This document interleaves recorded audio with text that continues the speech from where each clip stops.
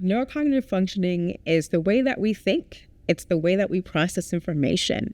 It's the way that we actually make decisions. So for instance, one of the tasks that we do looks at how you switch between one characteristic of a object to another characteristic of an object. So how cognitively flexible. So how are you able to be flexible in your thought processes? Can you see one perspective and then see another perspective of the same object?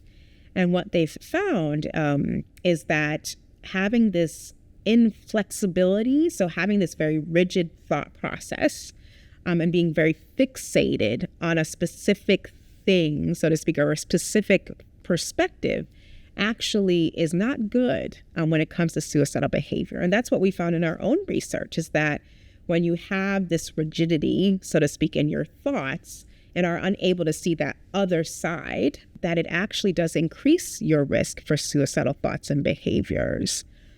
Also, decision-making, if you have really poor decision-making, that's also been associated with suicidal thoughts and behaviors as well. And again, it makes sense if you think about it. If you are unable to see a different point of view, if you're unable to make really good decisions, then unfortunately you may be in a space where you have these thoughts about suicidal behavior and you act on them. So it does make sense when you think about it. Also, being able to be distracted by other elements that are around you has also been associated with suicidal behavior as well.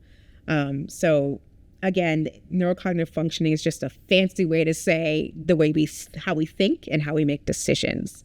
And unfortunately, when you have deficits or the inability to make really good decisions or the inability to see this other side or this other point of view, you have a higher risk for suicidal behavior.